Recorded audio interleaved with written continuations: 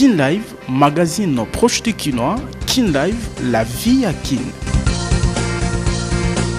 Boye imala mbande kobalanzi na manaka Kin Live ya lelo bansango na mukuse yango yo Constant Mutamba zali na danger. Bureau ya ministre d'État ya justice esili kozala empoisonné na bisika ebele na bakiti ba mesa pe ba membre ya cabinet na ye bakotaki na bureau bazali testé positif na empoisonnement. Révélation ya police scientifique. Senko etelemeli massacre ya ba civil pe carnage na boloko ya makala na nzela ya communiqué ya mercredi oyo ba épiscope catholique basengi justice alandela bakeli ya makama wana pona Senko bomo ya moto ekomi eloko pamba na ekolo Congo démocratique. Insécurité na Kinshasa nzoto ezanga bomo ibabwaka na balabala esili kozala découverte mercredi na balabala Kalemi na Gombe na koyoka police elenge mobali oyo azalaki torturé. Opération coup de poing na Kinshasa ba construction anarchique ezwami na rail mingi penza na quartier Ngwaka na commune ya Kinshasa ekozala démoli. Vice-gouverneur Daniel Iyeli Molangi oya kitaki sur place pour la opération apesi ba sanza misatu na ba occupant ya ba construction anarchique wana simako contre le ville ya Kinshasa école RDC Afrique ape mokili toya kaliboso na bino pona hotel sama sotokutana kinango ignorance à la terre moko na moko aiba boko be masolo de telobi Kin Live magazine proche de Kinois. Kin Live, magazine proche de Kinois. Kin Live, la vie à Kin. Ba papa ba mama bana Congo démocratique bino ba bozali na momeseno ya kolanda manaka Kin Live mbote bipa biso bozwami Kin Live lelo ekofungwama na bilili oyo. Constant Mutamba zali na danger. Bureau ya ministre d'État ya justice pe garde des sceaux esili kozala empoisonné. Nabisika ebele ba mesa ba kiti pe ba membre ya cabinet na ye bazali testé positif na empoisonnement. Révélation ezali ya police scientifique. Tentative ya empoisonnement ya ministre d'État ya justice ezali masapote kasibo solo bayini ya Constant Mutamba bakiti sina nomando kite sima ya intrusion ya ba yakuza na ndako na ya mosala na commune ya Gombe mercredi oyo ba révélation ya somo ebimi na police scientifique o ekitaki sur place. Constat ezali était bureau ya ministre d'État ya justice ezali empoisonné. Selon conclusion ya ba enquête, ba kuti poudre ya pembe et sopani na bisika ebele na mesa, ba kiti, clavier na se ya tapis pe na ba document ya mibale, ma ya suspect, ba sopi likolo ya réfrigérateur pe ya suka, intoxication ya toilette na ba produit oyo solo nango ezali ko soit zolo na moya lelo. Ba membre ebele ya cabinet ya ministre d'État ya justice bazalaki en contact na bureau bazali diagnostiqué positif na empoisonnement. Mutuna ezali ya koyeba etumba contre Constant Mutamba et comité na niveau oyo ya koyeba bazali était wuta Constant Mutamba abandi ba réforme na politique ya justice ekolo Congo démocratique azali na bopotani makasi na ba magistrat oyo kuta azali kofunda na mabunga ebele ndakisa ba jugement unique. Tolobi Tiboko Yoka. Senko etelemeli massacre ya ba civil pe carnage ya boloko ya makala na déclaration ya mercredi oyo ba épiscope catholique basengi na justice aeba na kolandela bakeli ya mobulu wana na koyoka secrétaire général ya Senko monseigneur Donatien Cholet pona Senko bomo ya moto ekomi pamba na ekolo Congo démocratique.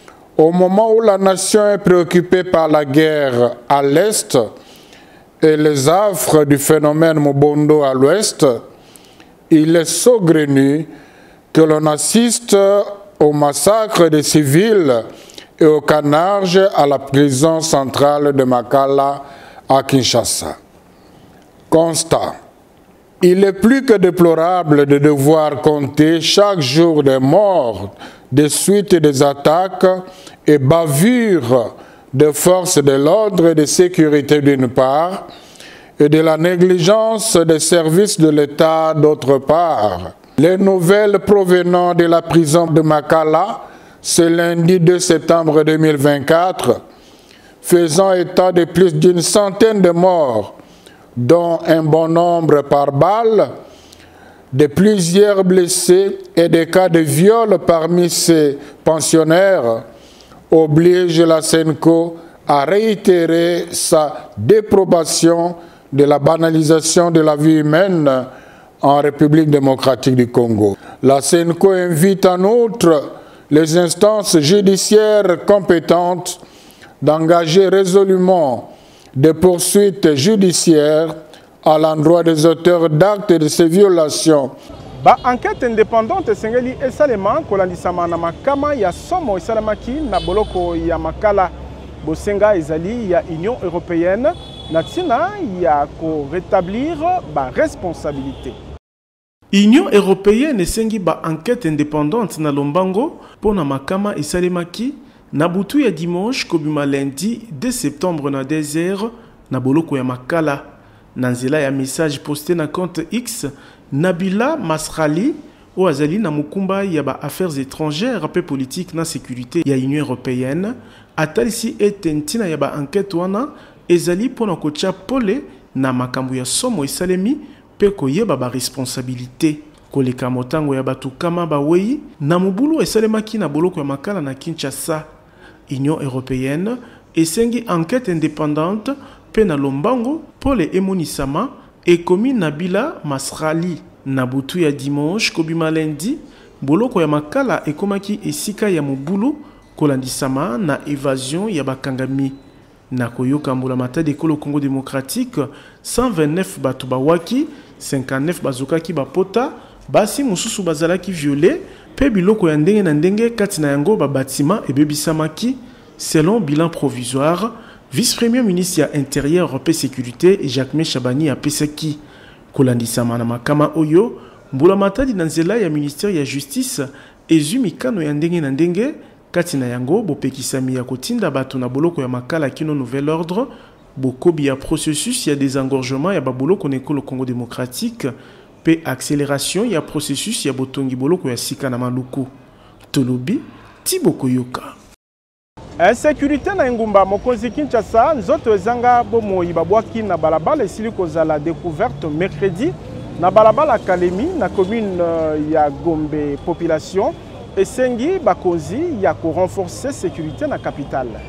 Na balabala Kalemi musika tena Marsavko na commune ya Gombe nde nzoto ezanga bomoi emonanaki na tongo ya lelo etuluku ya bato bazingaki nzoto ya ndeko mobali na bokomi ya police oyaki kosala constat na koyoka ba impression ya officier ya police na bokomi na ye sur place elenge mobali oya koki kozala na ba trentaine d'années pe azalaki torturé po maboko na ye ezali ligoté. Koromo babwaki awa na major kuna ya kosala constat monire okitipo koma pe yango to moni po babandi koloba kuna babino oto babai na casier judiciaire le na casier judiciaire to monite ndi yango to kusani ya babiso bato ipa bato batondi pe to moni opesi au place koko mandeka to sola no moni biso komi boye to tiena no paramètres de sécurité avant to bana makamususu ndo moto tracer ligne ya sécurité wana mota kotate avant de commencer la constat. Nous avons une trentaine d'années. Donc, moins de 35 ans, nous faisons la monnaie dans le Sika.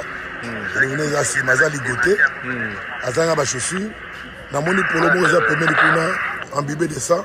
C'est déjà maquillé, nous avons dit c'est comme si nous avons torturé avant de boire.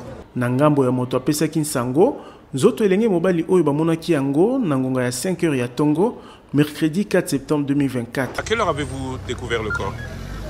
5h54 du matin. Kota la likama oisalemi na commune ya Gombe siège à ba institution. Police a bengami ya komatisa sécurité na ville pona kobatela malamu bato na biloko na bango. Tolobi Tiboko Yoka. Ministre congolais ya ressources hydrauliques et électricité Teddy Luamba Silikocha mokolo na kombo ya Mbula Matadi. Na groupe chinois Simok pour na partenariat na secteur ya ressources naturelles et transformation énergétique. Mbuma kitoko ya forum Chine RDC na Oitaliba investissement et bandi komonana. Mercredi 4 septembre, Mbula Mata de Kolo Congo démocratique nanzela ya ministre ya ressources hydrauliques et électricité a tchemo koloto na mémorandum d'entente na groupe chinois Simok pour la partenariat et accompagnement, il y a leader international dans le secteur il y a ressources naturelles pour la transition énergétique.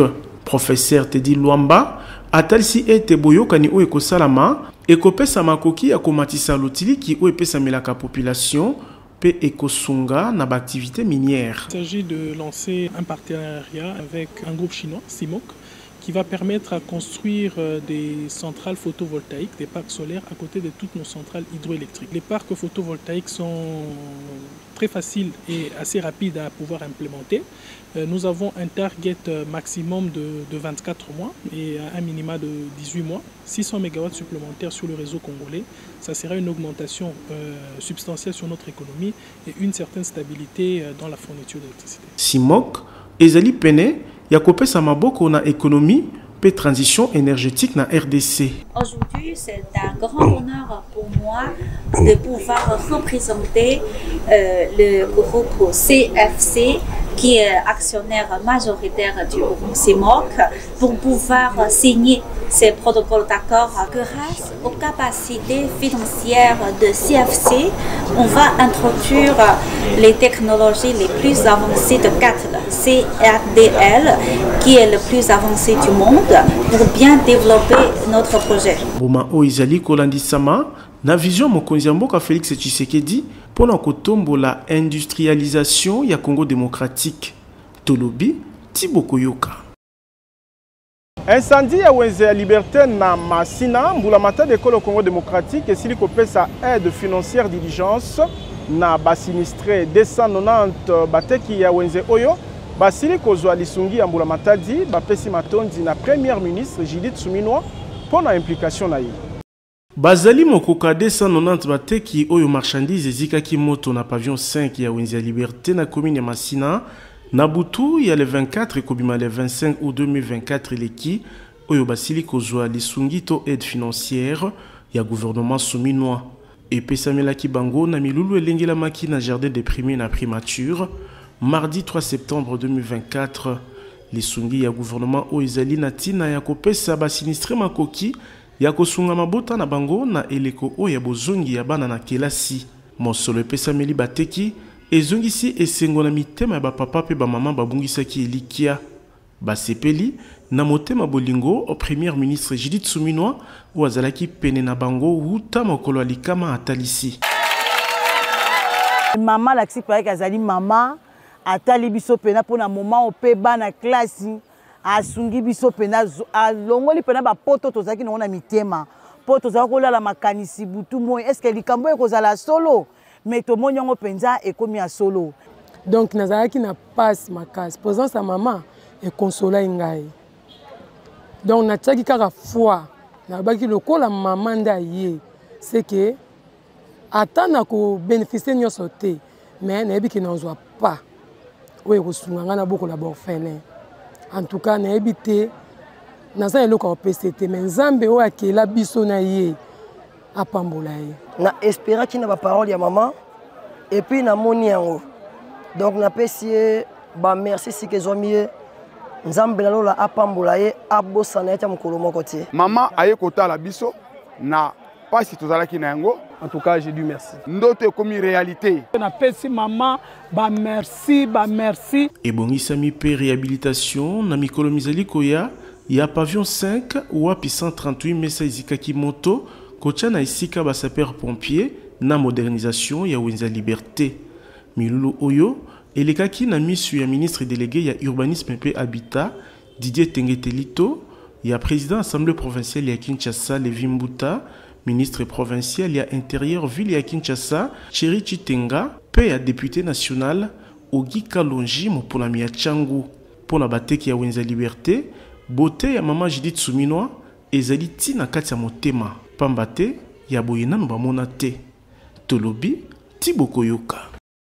Procès contre les membres du mouvement New Zaïre, président du tribunal militaire ya Kinshasa Gombe, alaki ko bimisa mokano na ye le 13 septembre 2024 mozali koya atalisaki yango na suka ya procès ya mardi o esukisaki plaidoirie.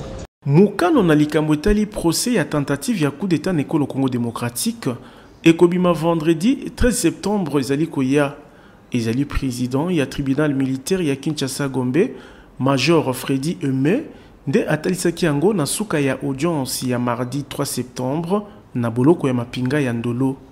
Bazuzi bamoni ete basosoli penza mayemalekaki sima ya koyoka biteni nyonso. Mokonzi ya isambiselo ya mapinga oyo apesi mikolo misatu na ba avoka po batika ba note ya plaidoirie na bango oyo kopesa ye makoki ya kubimisa mokano. Tokomi na suka ya instruction ya likambo ezwi sanza misatu. Soki biteni nyonso epesaki ba note tokokaki kobimisa mokano jeudi ezali koya. Kasi topesi ngonga kino vendredi pona kotika ba note ya plaidoirie. Tobanzi kobimisa jugement le 13 septembre ezali koya. Elobi Major Freddy Aimé. Audience ya mardi ezalaki ya kosukisa ba plaidoirie ya ba avoka ya bakangami. Sima ya koyoka bango mokonzi ya tribunal militaire apesaki mokangami moko na moko maloba wapi basengi na zuzi atika bango pamba te bazali ba innocent. Boy ba ete ba avoka ya Marcel Malanga mwana ya Christian Malanga batalisaki ete client na bango azali innocent kotalaka maloba papa moboti na ye alobaki wuta palais de la nation. Christian Malanga telemelaki mauvaise gouvernance ya mboka. Tokotisi bana na biso na histoire pamba te eloko moko te zeli kotambola na mboka. Tosengeli kobunda pona kolibere yango maloba ya Christian Malanga. Mokoka 51 bakangami bazali kolandela mapona libunga babengi terrorisme, détention illégale ya minduki ya bitumba, tentative ya assassinat, association de malfaiteurs, meurtre, pe financement ya terrorisme. Ministère public asengaki peine de mort pour 50 prévenus, katina 51, pe 250 millions de dollars américains ya amende. Tolobi Tiboko Yoka. Nalobaki yango na ebandeli opération coup de poing na Kinshasa ba construction anarchique ezwami na rai mingi penza na quartier Ngwaka na commune ya Kinshasa ekozala démoli. Vice-gouverneur Daniel Yeli Molangi apesi sanza misatu na ba occupant ya ba construction anarchique wana ya kozwa ba précaution. Ba enjeu ya hôtel de ville ekitaki na rai ezwami na quartier Ngwaka na commune ya Kinshasa pour démolir la construction anarchique. Nabokomi na sur place pour kamba opération coup de poing na eteni oyo vice-gouverneur Yengumba Mokonzi Kinshasa Edi Yeli Molangi asali constat ete na ba construction anarchique wana bato bazali. Loko la papa malamu pe kinwa ya solo apesi basanza misatu po bandeko ba milengela. L'état abomakate mais l'état bongisaka. Zabote. Bokezate ke toye Toza na passe na bino na mawana bino te tona mawana bino bo respecter mi beko pe à l'état na ye ko ebisa bino ba mi balé na leka ke baki na koleka mekedi pe na leki ona ko yebisa bino soki boyoki yango te ena kuye na kutana so na bino na tikeli bino un mois bobonga mabolu soki obino bolobi na ndimi yango so bosala yango te na sa ndenge nini na lobi boye bolobi na pesa bino 3 mois na lobi 1 mois soki 3 mois bosala ngo tena sala nini na boki bino nzamba likolo zoyoka l'état za na se 3 mois soki na ye na kobuka bino so bo vite na kobuka bino tondim toyokani na cadre ya kobundisa insalubrité na Kinshasa, vice-gouverneur Edi Yeli Molangi aibaki na kokamba opération ya kolongola bosoto na bakanalisation ya mayambula ezomi nzinga ya Wiliri mingi penza kobanda balabala Dodoma kino food market. Opération coup de poing ezali ndoto te kasi réalité. Baïbanso batonga na ba emprise publique basengeli komilengela pambate na manaka ya gouvernement provincial na bokambami ya gouverneur Daniel Bumba ba construction anarchique nyonso ekokoya na se. Tolobi Tiboko Yoka. Olingi kobembuka na Paris na France, Bruxelles na Belgique, tope na Europe mobimba na espace Schengen pe bipai mususu. Agence de voyage Tour du monde service ezali kopesa ba visa na montagneux olingi ko voyager. Festival ya ba visa ezali kokoba na agence de voyage Tour du monde service. Sima ya ko faciliter ba papa ba mama bilenge basi pe mibali ebele ba visa ya mboka Canada pe États-Unis d'Amérique. Mokonzi ya visa na Kinshasa pe na RDC TMS abuki barrière ya espace Schengen na Europe lokola na TMS ratakate Mama Monica Botembe oyo alembi koluka nzela mikili ya poto azwaki visa Schengen na pete na mikolo ya kotanga tala mama akomi ngebungebo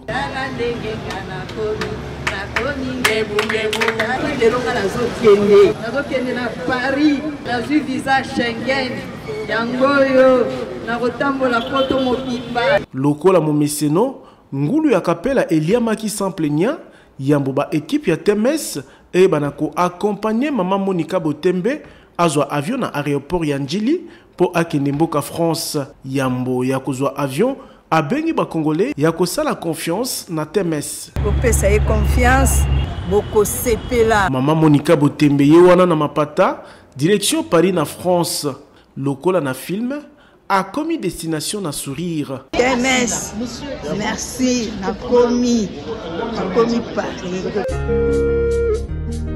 tala na Tour Eiffel ba photo eke ezongi olembi koluka visa Schengen ozwakate mobikisi agence de voyage Tour du Monde Service eye pona kosunga yo ozwa visa na mwangonga moke bureau ya Tour du Monde Service ezwami na numéro 5151 ya balabala Kasavubu quartier Matonge 1 commune ya Kalamu tolobi Tiboko Yoka mulili na balabala bypass ezali kocha population mingi penza ya commune ya Mongafula na insécurité bandeko babika kana iteni oya Kinshasa basengi bakonzi bacha éclairage public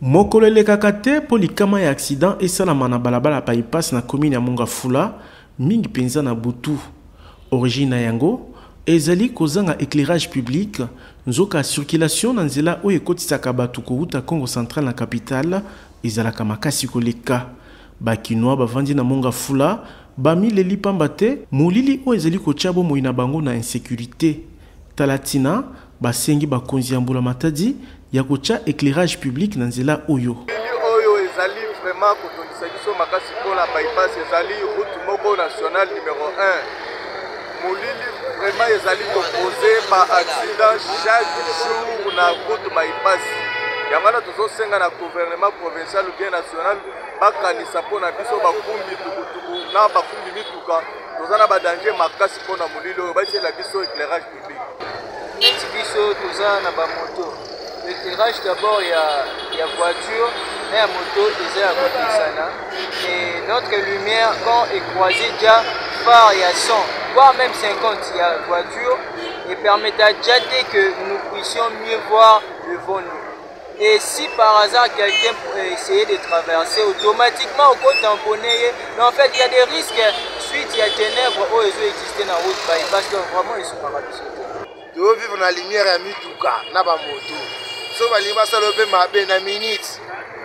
Mais tout ça comprend bien que c'est là ça mais de ba te gouvernement la biso sala bango nini boko ka kotia ba éclairage public parce que c'est là ezali là moko ba risque makasi vraiment que tabola ka tout moi alors pour tout ce qu'on va comme ko ba bango parce que ezali zone bango ba pesa bango butu ba bi ba accident ezali ko salema bazali ko kufa na bosenga ya population ya Mongafula ebongi eyokama na mato ya bakonzi pamba te na molili ya boye ata bakuluna bakotika misala mabe na bango te tolobi Tiboko Yoka olingi kobembuka na Paris na France Bruxelles na Belgique tope na Europe mobimba na espace Schengen pe bipai mususu agence de voyage Tour du Monde Service ezali kopesa ba visa na montagneux olingi ko voyager avenir ya bana esimbami na éducation pe formation bazali kozwa lelo yango ezali koleka na malakisi ya qualité lokola na complexe scolaire Mama Pemba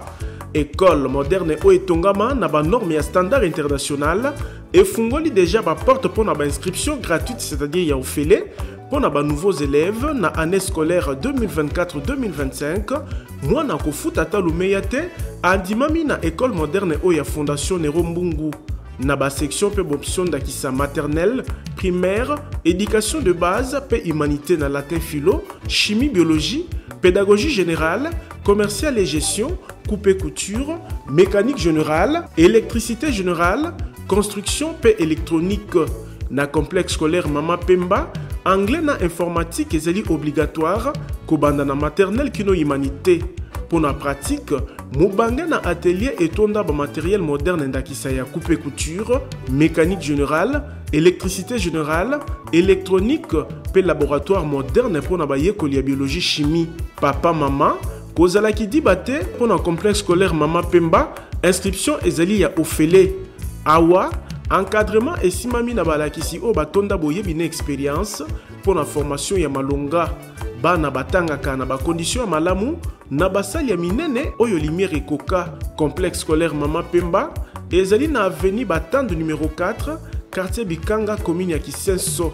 Okoki kobenga na numéro 089 38 45 291, topé na 090 32 94 821. Na complexe scolaire Mama Pemba, Dieu est notre force. Tolobi Tibokoyoka.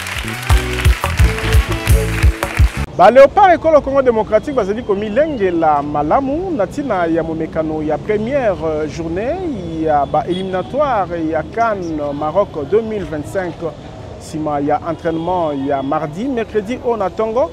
Ba Léopard bazali susu na pelouse ya stade de Martyr pour na Sébastien de Sabre mabongisami ezali makasi.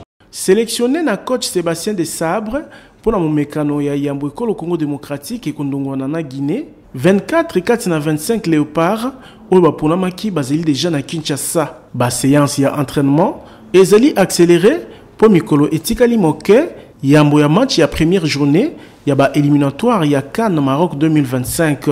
Ba Léopard oyo bakondongwana vendredi 6 septembre na basili ya Guinée bazali komi lengela lolenge koki. C'est vrai que c'est une nouvelle compétition qui va se jouer en tout cas en deux parties, les qualifications qui vont se faire en trois mois en fait. Donc nous on aborde comme une compétition, toutes les équipes sont sur la même pied d'égalité et qu'il faut bien aborder ce premier match pour être bien lancé dans la qualification. On va avoir des adversaires qui sont difficiles devant nous.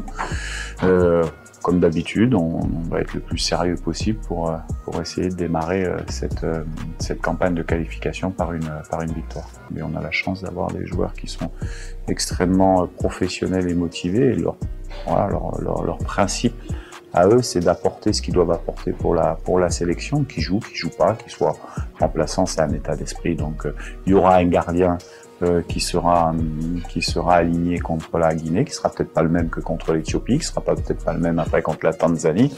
Le tout, c'est que chacun comprenne qu'il a à la disposition non pas de Sébastien de Sade, mais de la sélection et donc du pays pour répondre quand on aura besoin de lui. Boyba etena poko ya mercredi oyo, ba Léopard bazalaki lisusu na deuxième entraînement.